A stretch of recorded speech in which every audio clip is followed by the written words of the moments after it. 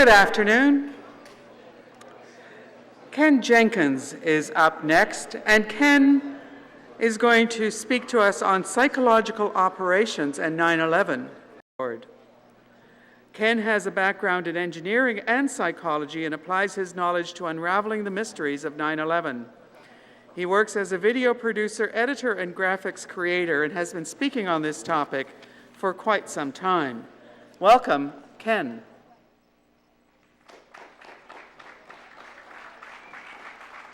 Thank you. And thank you for being here. I wanted to start with this cartoon for a couple reasons. One, because I think it's important when we're dealing with such heavy subjects not to lose our sense of humor. And another reason is that it's directly related to what I'll be talking about today. It represents, in a sense, both the problem and a part of the solution, and we'll come back to that a little later. Also, just want to comment briefly on a few things that were said by prior speakers. Many people, including myself, I normally do 3-hour presentations on 9/11, introducing the topic to newcomers, as well as the choir. I don't call it preaching to the choir, I call it choir rehearsal. And one of the things that I include, has also been included in other presentations, is Eisenhower's quote about the military-industrial complex. But most people don't know that Eisenhower's original script said the military-industrial intelligence complex. That was the full phrase that he wanted to communicate to us. And that's the one we want to remember, because it is including the intelligence complex, who of course is responsible for PSYOPs. Another thing I'd like to say is, we're trying to figure out, who the people are and what they're up to and what we can do about it. And there's a tendency to judge the people that are doing the terrible things in the world, and to slip into the kind of same game that George Bush and his people are in, that is to label them evil.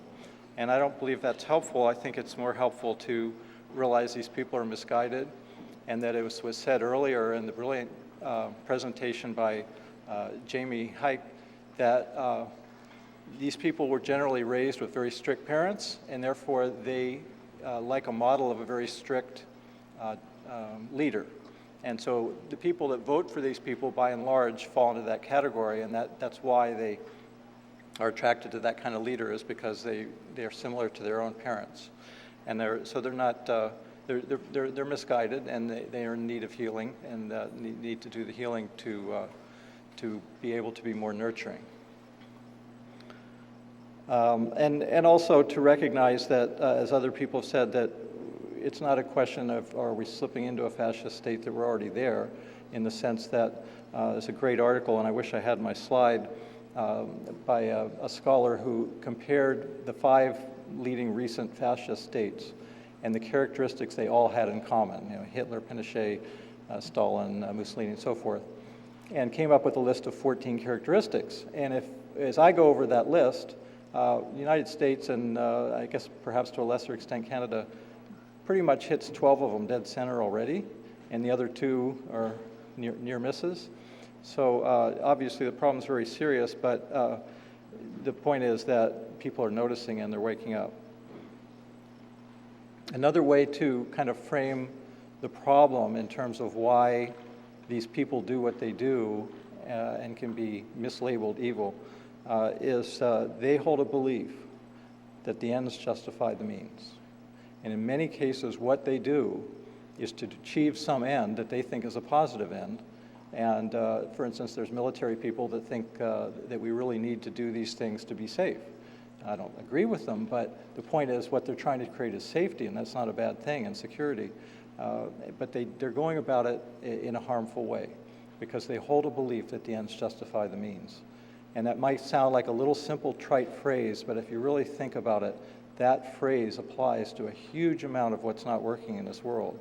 And that's part of what we need to heal. So I have an exciting announcement. We've actually solved the 9/11 mystery, and I'm going to reveal that to you today. It turns out it was done by aliens from the grassy knoll. So we got that one handled. Turns out these guys are a little pissed off about the Mars rover thing, kind of feeling their planet's invaded, and okay.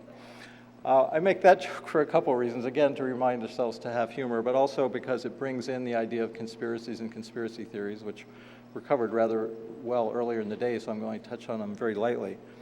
But we do need to be comfortable with that term and be comfortable dealing with this and find ways to do it that is going to connect with people rather than disconnect. And I have a couple additional thoughts to what's already been said. Before I get into that, just want to mention briefly why I'm involved with this work and why I've chosen 9/11 as my primary activism. This is a button I often wear, not today unfortunately, but I just want to mention that this button which I designed, the fellow that made it add the ask me to the bottom. And that turns out to be magical because people do. And we're out to try to spread this word about this issue. And the key is not to just to give the message, but to invite people in. And that particular button does it. People do ask me, and I tell them. But this is the main reason that I'm involved with 9/11 is that, like most of you, I'm sure I do want to help change the world. And I feel that this quote from Archimedes is relevant. Give me a lever long enough and a place to stand, and I will move the world. And that 9/11 is the longest lever or opportunity of our time. It is the mother of all issues. The truth of 9/11 will change our world more than any other current single issue. And I also believe that 9/11 offers an unprecedented opportunity to bust a war game once and for all, and to usher in a new area of lasting peace where war is no longer an option. And what it's going to allow us to do is reveal the pattern that was just so brilliantly detailed by Richard Sanders to people in a way that they will hear it, because they were so heavily impacted by 9/11 that they will be also equally impacted by the truth of 9/11, and they will never be able to do what they've done over and over again. They've gone too far, and this time it's the last time, or nearly the last time. We'll see, right? And I say this partly because I believe this quote by John Kaminsky is relevant. History has shown all too clearly that the deceived American people will support the destruction of faraway lands on phony pretexts of defending so-called freedom. Thus the needless wars continue. But the American people will not and cannot tolerate leaders who kill our own people. Now I'm talking, of course, specifically about the United States. I think it's perhaps true of Canadians as well, but the point is that there is this tendency, at least amongst Americans, that we're sort of okay going off and killing other people, but when the American people find out their government killed 3,000 Americans, the outrage will change the world. So I'm going to cover four areas today in terms of the psychological aspects of 9/11. One, that 9/11 was a psyops, or psychological warfare. Second, that some of the psychological challenges of exposing the truth more to people. We have made the case. We have the evidence. We could easily win a court case with the evidence that we've accumulated proving that 9/11 was an inside job.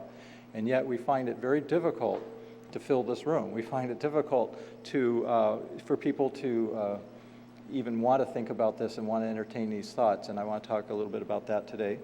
And I want to hear your thoughts during the question and answer about this, because I think it's our primary challenge.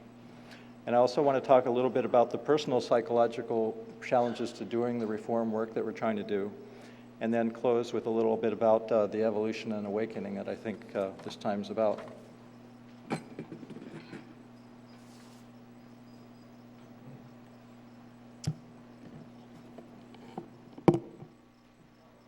So, 9/11 was psyops. Psyops means psychological operation or psychological warfare. It is a term used by secret services like the CIA to describe a class of operations that are intended to manipulate the emotions of populations. It is a form of mind control. The specific intention of 9/11 was to terrorize the American people into supporting the so-called war on terror, which is a replacement for the Cold War. It is a blank check to attack anyone, anywhere they want. I know you know that.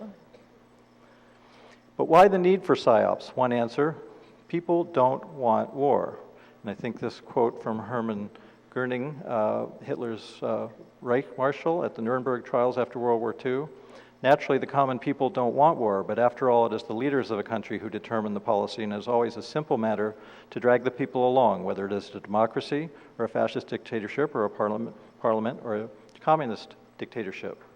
Voice or no voice, the people can always be brought to the bidding of the leaders. This is easy. All you have to do is to tell them they are being attacked, Denounce the pacifists for lack of patriotism and exposing the country to danger.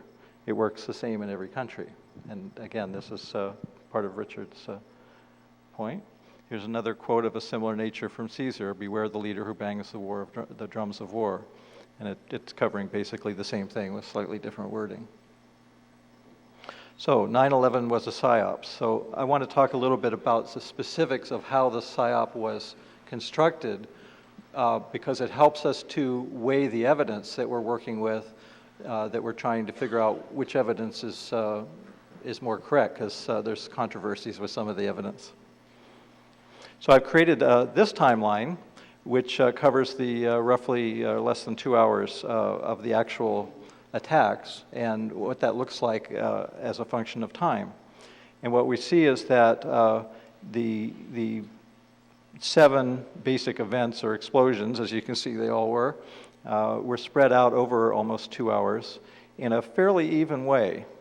And there's a number of reasons I think that happened, but the main point I want to make is that when an operation is done this way, where there's a series of events over time, what it does to people is that it makes them feel like it's never going to end. I mean, it's just like something happens and they're just horrified, and then, oh my God, something else happens, and then over and over. And over that period of time, it increases the terror level because there's this feeling of not only when will it end, but will I be next? And so it's a very effective thing. Now, I think what else was true is they couldn't know that all those planes would reach their destinations. In fact, it seems like 93 didn't.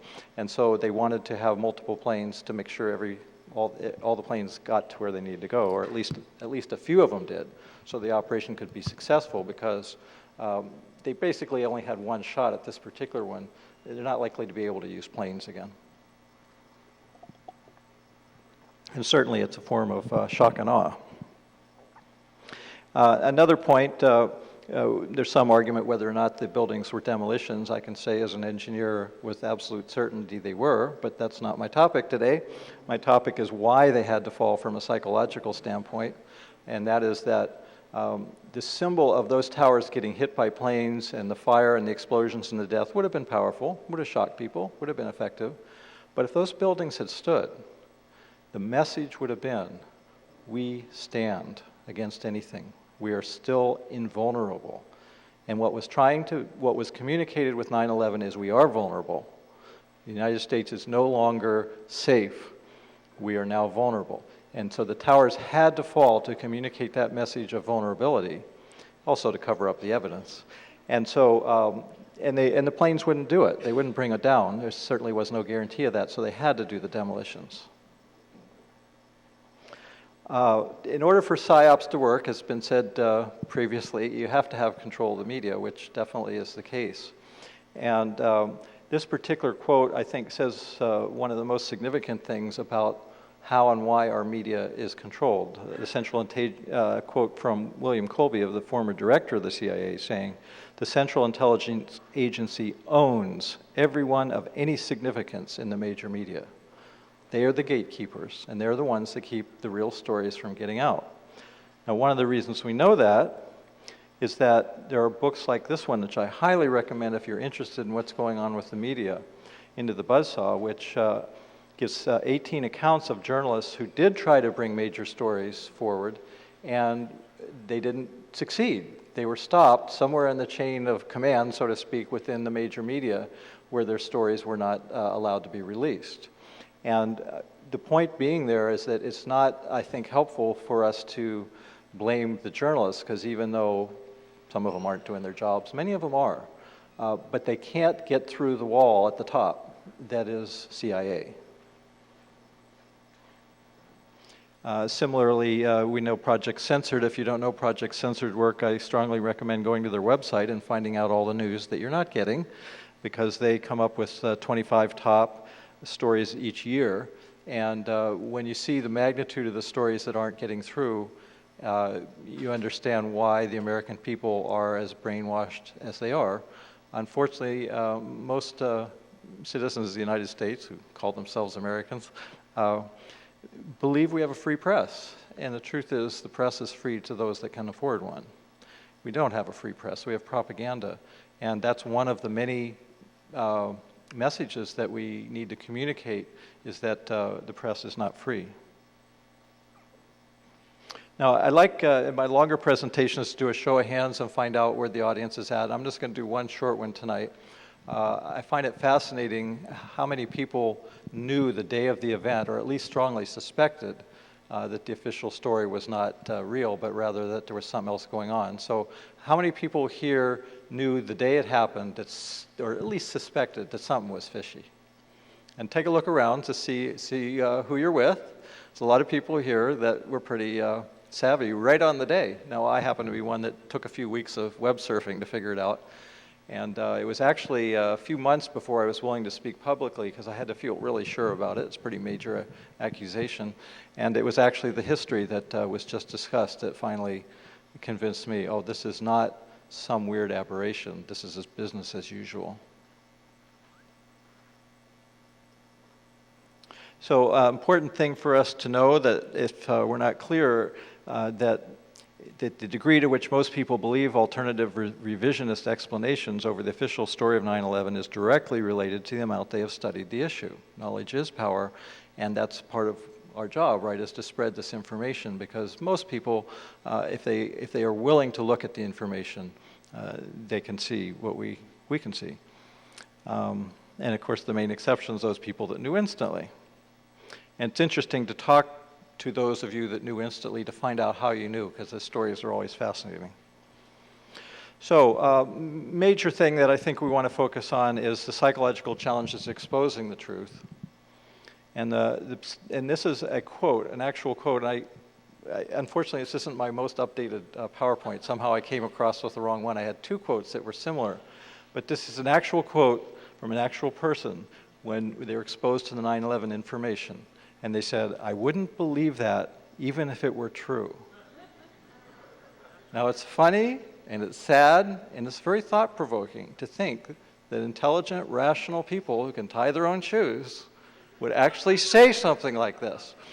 But it's not to condemn or to judge, but rather to realize this is the magnitude of what we're up against, and that what we're really dealing with is beliefs. And the beliefs are the bedrock of how we see and how we create reality. And this is not a trivial thing. And particularly as a belief as huge as that the government would do something like this, for some people, it's just way too scary. They choose not to see. They're not sees, right? But the point is, they don't want to believe, and the wanting is about motivation, and that's where psychology comes in, and what we're going to look at a little more. One of the biggest psychological obstacles to getting the 9/11 truth out is that people have a number of reasons and defenses for not wanting to believe. And I want to also credit Jamie Hike yesterday outlined this stuff probably better than I will. So if you didn't hear him, I strongly recommend getting the video or tape, because he was fantastic. To accept that our own government, or the United States government, that is supposed to protect us will kill us, greatly reduces a sense of security for many, for most. It's scary, even terrifying. They don't want to go there. They don't want to think about it or hear about it. And various defense mechanisms come up. And it's helpful, rather than to judge and fight against it, to have a certain level of empathy, and particularly those of us that didn't figure out the day that happened. Talk about your own process of how you came to believe this and what you went through and your own resistances, so that there's a commonality in your communication. This describes that phenomenon. All truth passes through three stages. First, it is ridiculed. Second, it is violently opposed. Third, it is accepted as self-evident. And the ridicule, of course, is one of the ones that I'm sure most or all of you have run across one time or another, that you're either labeled some kind of a conspiracy nut or some other judgmental label as a way to hold the information you're presenting away. But eventually, it's accepted as self-evident, so we will keep up our work. Now, one of the major reasons I think that we got where we are today, and that we're not getting where we want to go as quickly, is, and I mentioned the U.S., but it's a worldwide problem, that apathy and complacency is the problem more than anything else. Now, there's other issues like cynicism, but really apathy and complacency, I think, is the biggest one, that people just don't want to get involved for various reasons. And so from that one can draw the conclusion that most citizens do not believe either or both of the following two quotes. The only thing necessary for the triumph of evil is for good men to do nothing, or good women. And Jefferson's the price of freedom is eternal vigilance.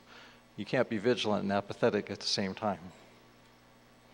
And I'll touch very lightly on the conspiracy issue because it's been covered rather well already. But to understand that that's one of the ways that the ridicule happens, is that conspiracy theory equals conspiracy nut, or worse, paranoid conspiracy nut. And it serves to discredit the source of the information, and therefore discredit the information itself. In other words, it's a form of denial, which is the major obstacle.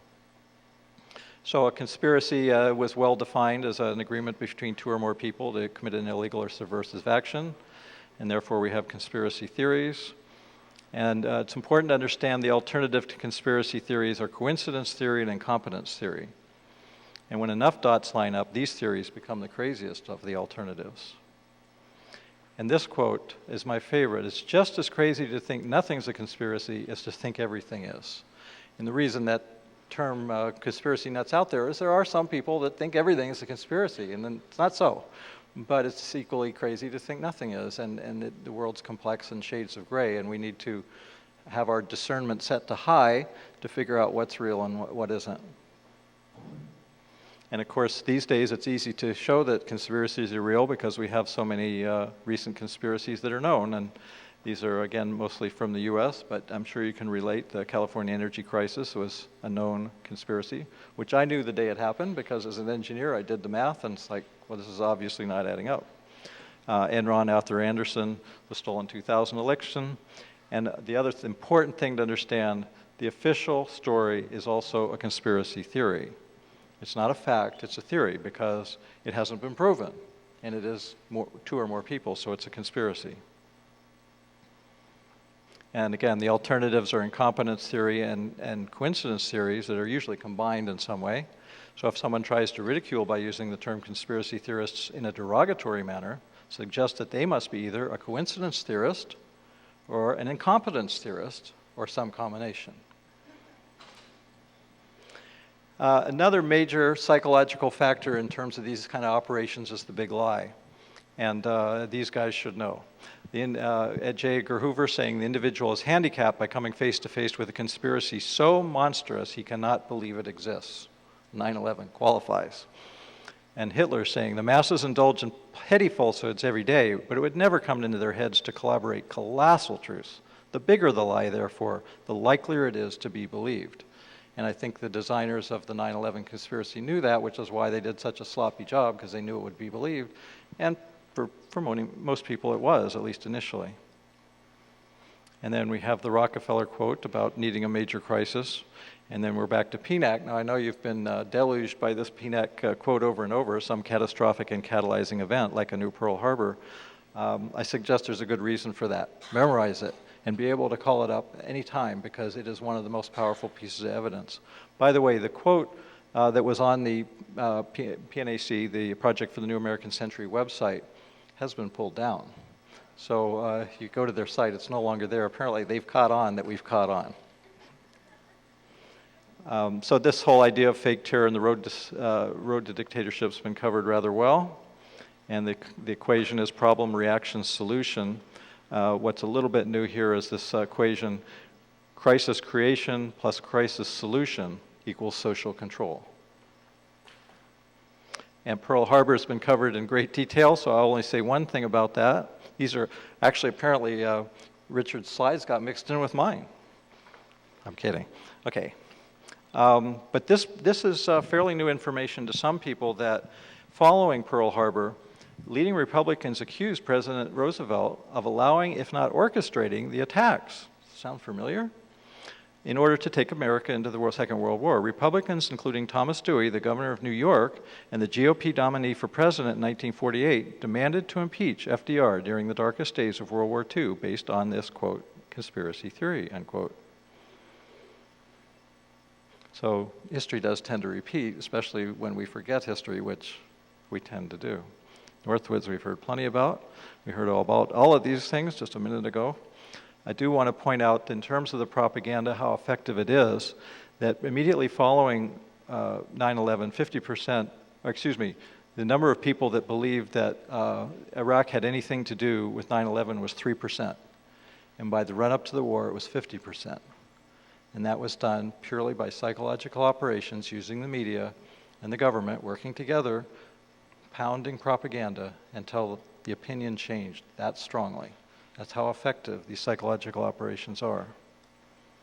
And of course, it's done primarily through the box of lies known as television. And if you study this in detail, you find out that the people that most supported the war believed one or more of the three basic lies, like the evidence of links to Al-Qaeda, and then the weapons of mass destruction lies and so forth, and that they believed that the more of those misperceptions they believed, the more they supported the war. And here's the media they were watching that pushed them one direction or another. If they were watching Fox, most of them believed all three. If they were watching PBS, NPR, most of them didn't. So this is, again, psyops at work, but you can see that it's not any kind of a real absolute thing. It's again, shades of gray, just how distorted the various media is. There's our PNAC boys again, and there's that quote again. Got to remember it.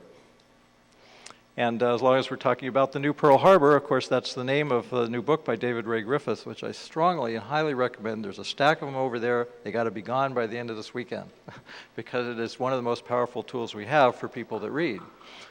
Yeah, thank you. It is breaking through some of the barriers, such as the left gatekeepers, as they're called. This is a wonderful thing that's happened with this book.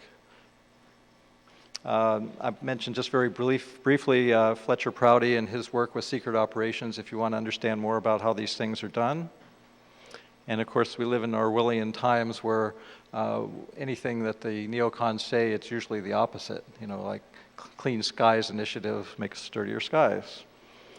And if you draw parallels between the book 1984 and our current times, it's pretty astonishing how similar it is.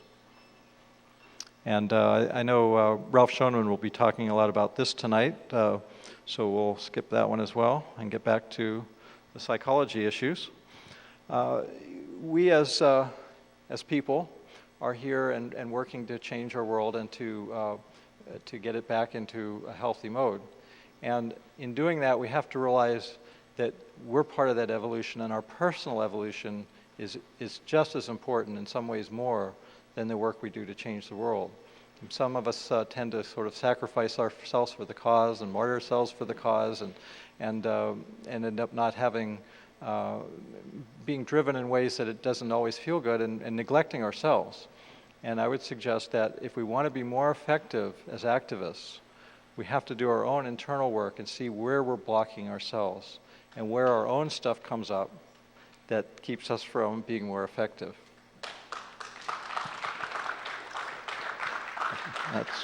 I'm very happy to hear that applause. And specifically, I want to talk about one thing that I've noticed in this movement and in these times. We do live in very dark times, and it's driving some of us into a kind of a state of panic, that if we don't change things in time, that we're going to slip over some kind of a cliff, and it's going to be too late. And that may be so, we don't know, but what we do know is that, as the phrase goes, panic is not a good life strategy. And it's kind of funny, but it's real. Many people do operate from panic in many ways and very often. And so what I'm going to briefly talk about is what's the difference between the two?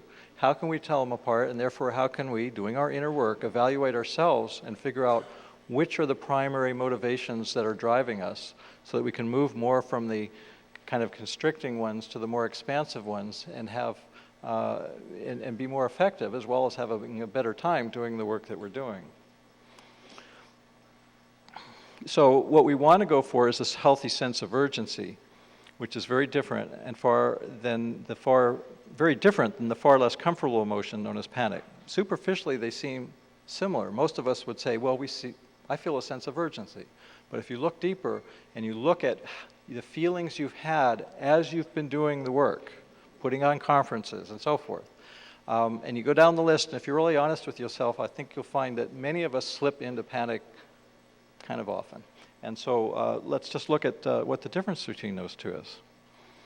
On the left, a list of emotions that are associated with panic. On the right, a list of emotions that are associated with urgency. So just to contrast a few, in a sense of panic, we tend to get exhausted and we tend to be tense. With a sense of urgency, we tend to be more energized and excited. With panic, we tend to worry and be frantic. Is anybody here that's not worried? Okay. So, and a certain amount of worry is inevitable, but what I'm suggesting is that there's a thing called concern. And again, it looks similar to worry, but it's concern is a healthy emotion. Worry is an emotion that doesn't help us get us where we want to go. It tends to make us frantic, which is again a kind of a panicky feeling. Panic is very stressful and we feel insecure. With urgency, we can feel secure. One of the characteristics of panic is this idea of ominously close deadlines.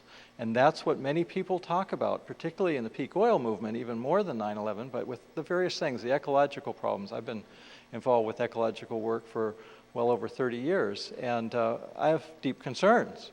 But the point is, if the deadlines, if there's this ominously close deadline, like for instance the November election, if we feel like if we don't get this word out by the November election, or if we don't somehow turn things around and get Bush out of office by November, that's an ominously close deadline.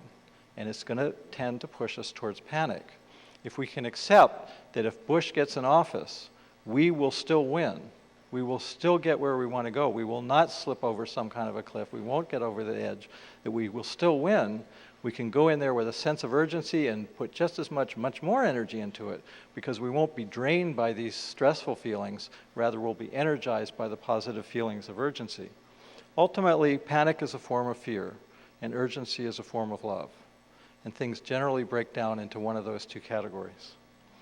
Again, people tend to be nervous and anxious.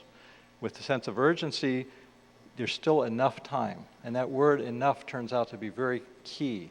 There's enough time, we have enough energy, we have enough resources, there's enough people to do what we need to do. That's where we want to get that feeling of enough. With panic, there's this idea of catastrophic thinking. And again, I see this a little more with the peak oil people, that if we don't fix this, it is going to be so horrible. And the descriptions are, by the definition of the word, catastrophic. That tends to be caused by panic or bring up a sense of panic. With a sense of urgency, we can actually have fun doing this work.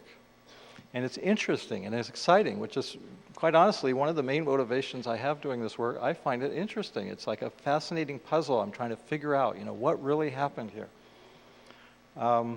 Again, the catastrophic thinking is worst case scenarios. With a sense of urgency, there's a sense of calm, serenity, and peace.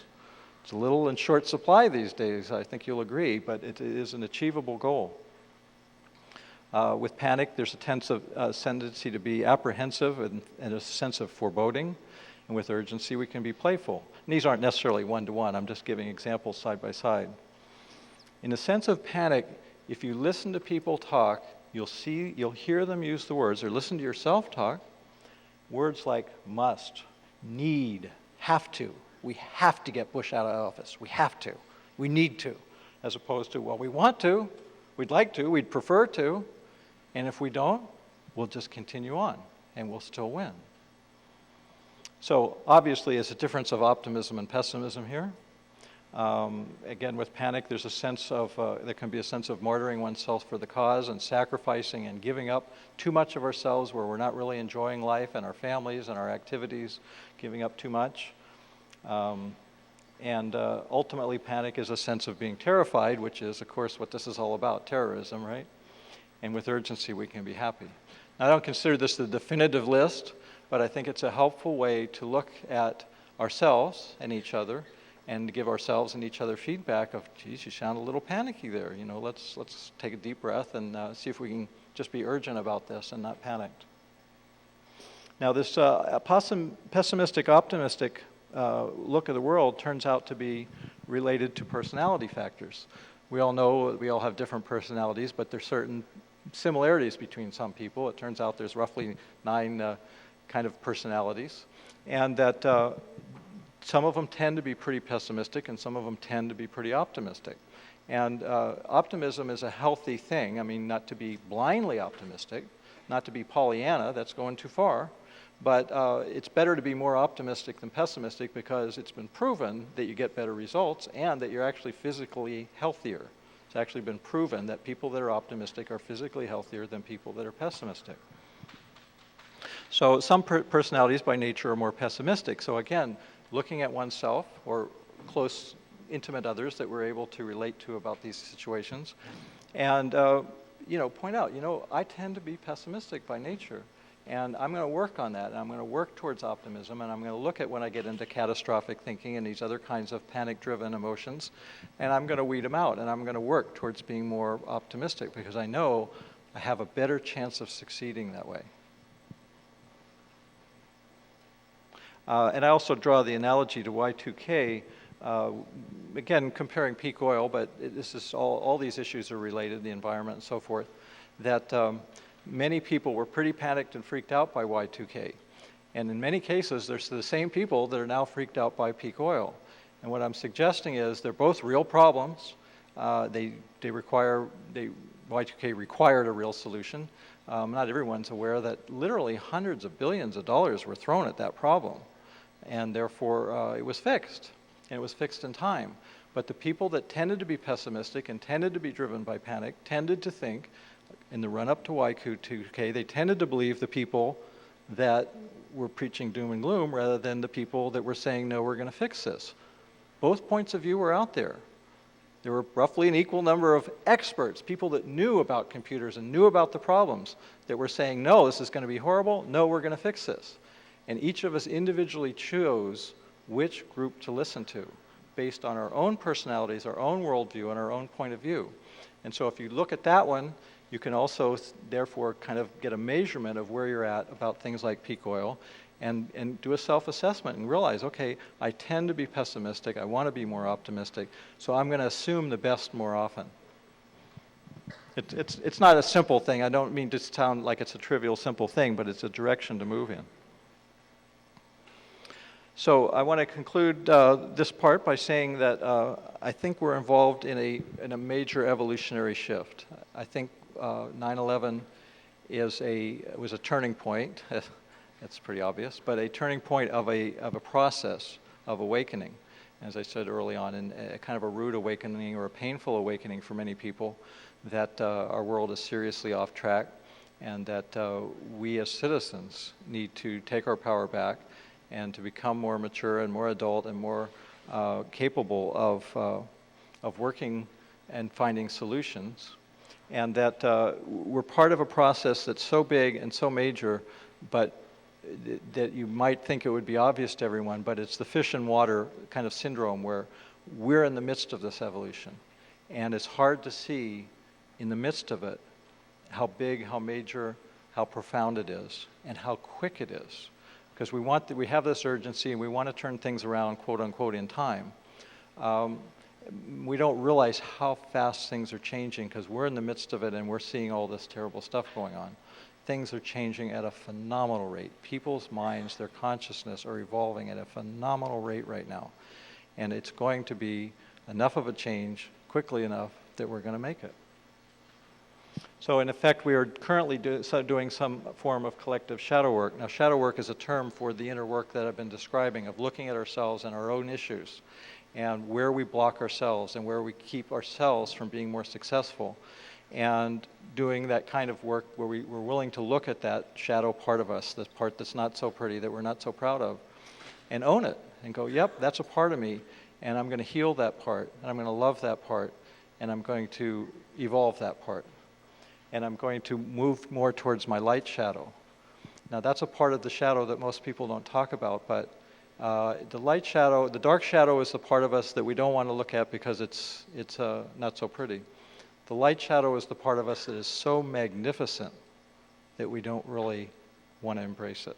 We can't accept that we're that big, that we're that powerful, that we're that magnificent. Oh, no, it's just little old me here.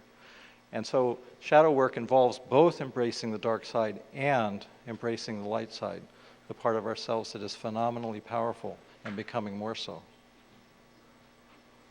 So besides moving towards greater truth, we are challenged to move towards more love and more healing, more forgiveness and more wisdom.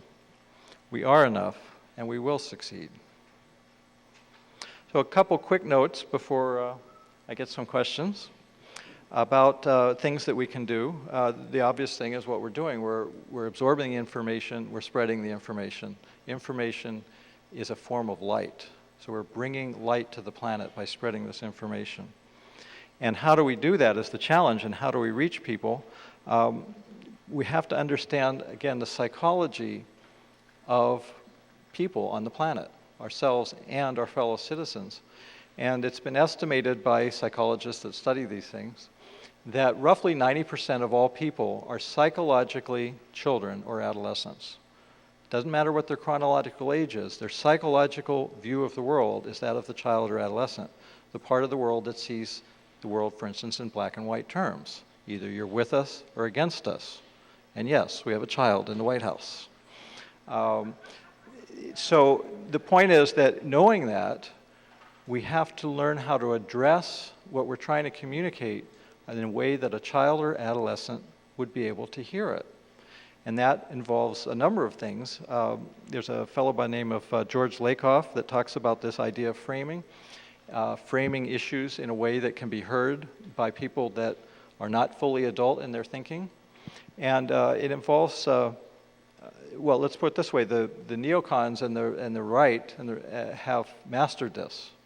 They have multi-million-dollar think tanks. These think tanks have figured out how to manipulate the population by using language. I think there's going to be somebody talking about that later this weekend. And we need to learn the same tools. We need to be at least equally good at mastering the language and the framing, as George Lakoff calls it, of how you frame an issue in language that this large population of grown-up children can hear it and can understand it. And this is part of our challenge.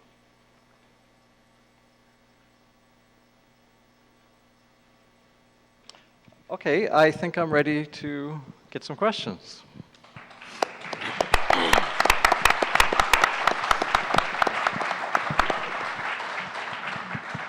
Thanks, Ken. On our panel today, we have Paul Lacroix, Lynn Pence, and Ian Woods. We've introduced these folks before, and I'm just going to let whoever's been designated to start. Paul? First of all, Ken, I really admire your calmness and your ability to address these issues and to see the urgency in them, but not to panic. I'm working on it. You face the truth of the condition of our world with an incredible calmness, and you certainly spread that in your manner of speaking.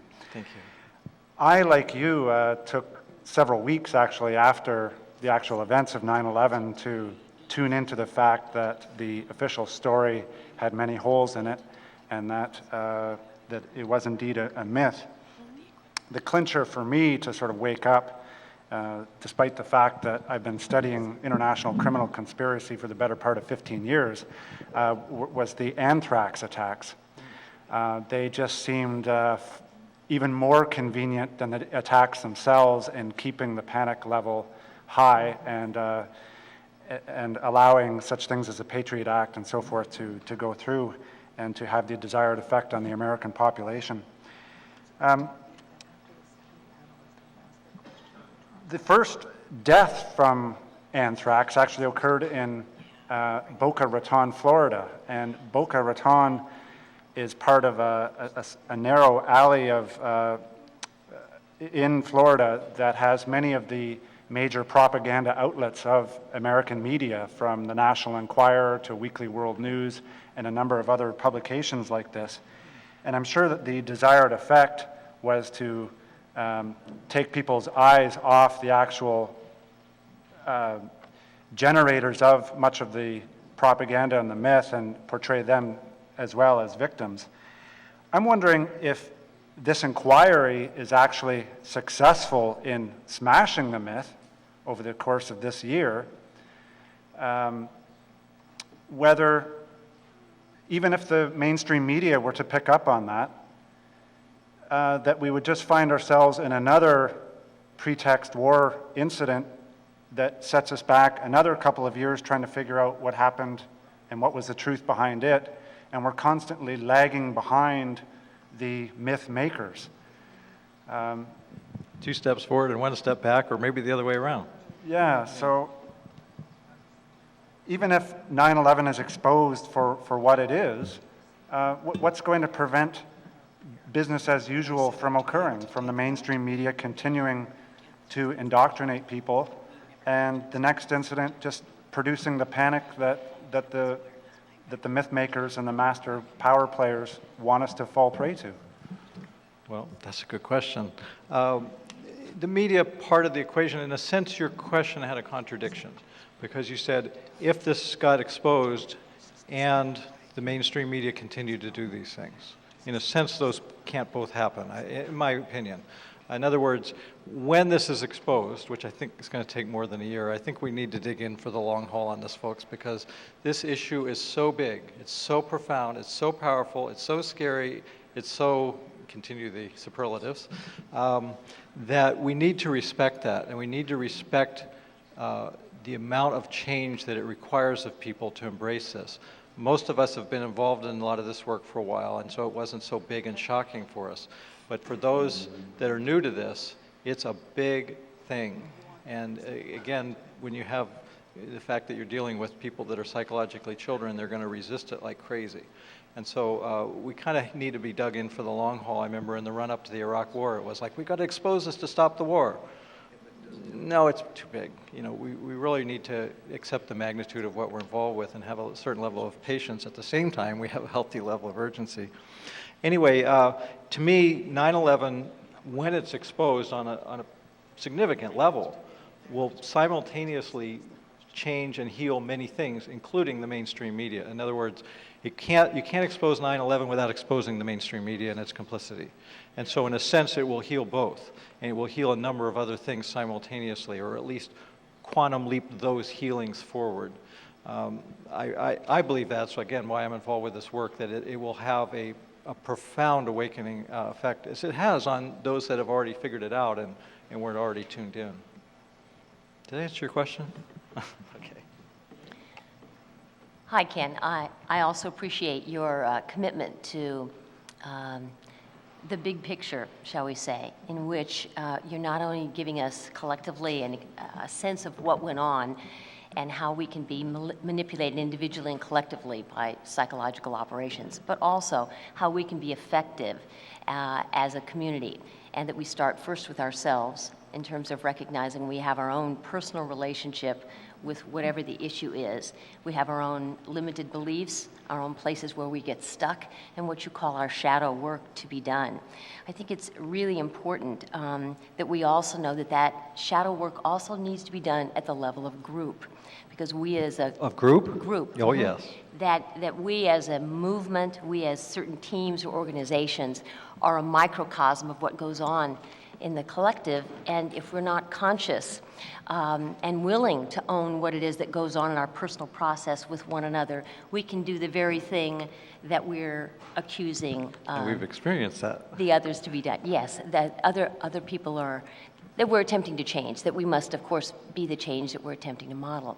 And Exactly. It also occurs to me when you speak about that this place of fear or panic is a kind of a psychological approach. What's our basic relationship with life? Do we feel we're at the effect of it, or do we feel like we actually can impact it? Do we have some relationship with the bigger design of things where we actually are causative or co-creative? Do we feel empowered or we feel victimized? Exactly. Yes. And finally, I would just counsel, when we speak about this issue having to do with most of us are 98% psychologically, 90%. 90% of us.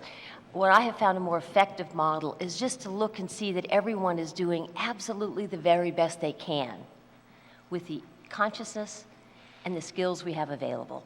So for those of us who are unconscious that we're all in this together, one cell in the greater universe, we bomb the heck out of one another and don't understand that it's really damaging ourselves. And for those of us who are attempting to bring about social change, we need to have compassion for those who simply don't know what we happen to know, and that brings forth passionate persistence distinct from criticism, judgment, criticalness, and, oftentimes not being able to recognize our friends from those we're attempting to transform. I couldn't Any agree comment more. about that? Anything else you want? With regard to the big picture, is there anything else you want to say about that? Well, yeah, I totally agree with everything you said. There's not much I could add. You said it, I guess, better than I did. But in terms of the big picture, I would like to add an additional comment, and it's part of what gives me a certain sense of calm, and it comes from my own beliefs, and particularly as a spiritual person, which I believe we all are. What I believe is that the big picture of the process that we're in, that these problems started 5,000 years ago. That we're dealing with healing and changing and evolving problems that date back that far. And that, therefore, again, to have a certain perspective and to have a certain sense of patience with our urgency that we're dealing with a very long-term problem and trying to heal it in a relatively short time, which we will. And I think my best estimates from the information I have gotten is that this process will take at least another decade to fully get to where we can be having this conversation and know without a shadow of a doubt that we're heading into a positive future. Right now it looks like we're heading into a nightmare.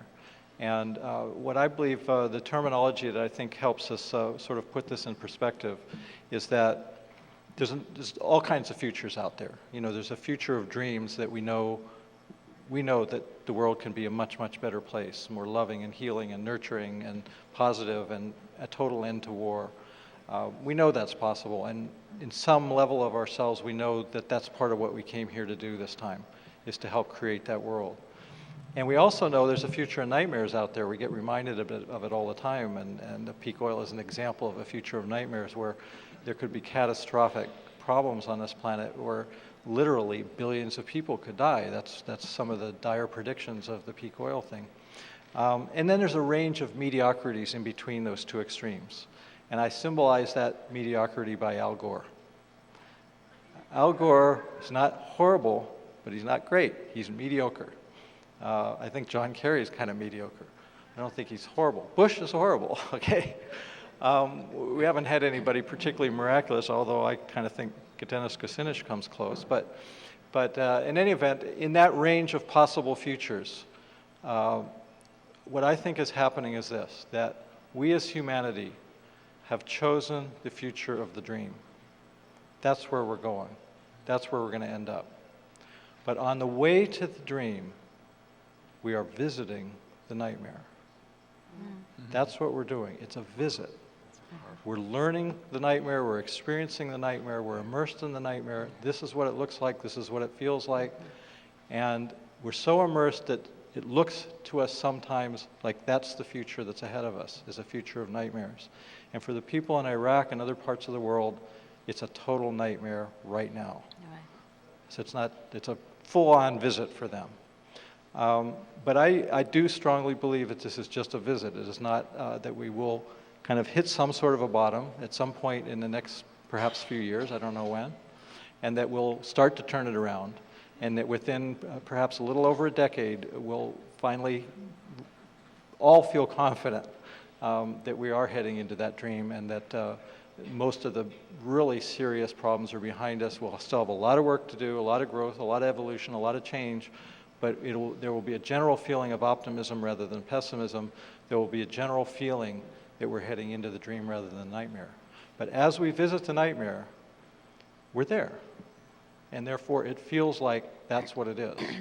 But I strongly believe it's just a visit and that we will get through this. Thank you. One more question. But before I ask Ian to ask his question, I need some feedback from you. Would you like a time for Q&A and give up your break, or would you like a break? Break. I hear more break than Q&A. Ian? Thank you, Ken. You often hear the phrase that people are connecting the dots. Do you have some kind of a psychological model that would explain to us what those dots are that we need to fill in to our family and friends who don't understand what's going on? Do you have an easier question? No. Well, no, okay. I'll take that okay, question. Good. Actually, the best way I think I can answer that is that the dots are connected fairly easily and naturally when there's not things in the way. In other words, many of the dots that we have connected seem so self-evident to us now, it's sometimes a little hard to be patient with those that haven't connected the dots. And so it's gotten easy for us, because somehow each of us individually and collectively have removed enough of the obstacles. We've gotten through enough of our own fears, or whatever it is, whatever the obstacles were, that we're connecting dots like crazy, and we enjoy it even. It's fun, it's interesting. Those that don't connect the dots, it's not because they're stupid, it's not because they're unevolved, it's not because they're incapable, it's because they have things in the way. And what's in the way is the stuff I've been describing. Number one is fear. That's the bottom line. It's the fear of what it means to connect these dots. And built on that fear are a number of other emotions and feelings and coping mechanisms that were covered, again, very brilliantly by Jamie Hyked yesterday, that are a part of our personality, part of our person. And what's helpful is to figure out what those are so that we can recognize them, so we can realize, like the fear versus urgency thing, or panic versus urgency. If we can start recognizing those things in ourselves and in our friends and our associates, the people we're trying to get to connect the dots, and we're trying to get them to connect the dots and we feel this resistance, and try to recognize what that resistance is. Is it scary to think about this? Is that what I'm feeling? Or, gee, you seem hostile right now. Just putting these ideas forward, I find you being judgmental and hostile and antagonistic. Can we talk about that? And what you'll find, and where you can go with that, is that underneath that hostility is fear. And so if you can get past the anger enough to even be able to talk about the fear, then that's sort of a way to open the door a little bit and to get people to be more willing to connect dots, to more want to connect the dots. Because it does come back down to that basic thing. People don't want to believe this stuff. And so we ask the question, why don't they want to? And again, it comes back to the emotional blockages, the fear, the hostility, the various ways that we deny things that we don't want to know. We want to stay in our comfort zone. We want to kind of feel all warm and fuzzy that everything's fine, and we just can keep living our lives the way they are. But evolution says, no, we can't keep living lives the way we have. We have to evolve. We have to change. And change scares people because it's like, oh, well, that's scary. I don't know what's on the other side of that change. So again, it comes down to fear. So I think that's my best answer, is to become more aware of the obstacles to connecting the dots, and then connecting the dots becomes easy and fun. Thank you very much.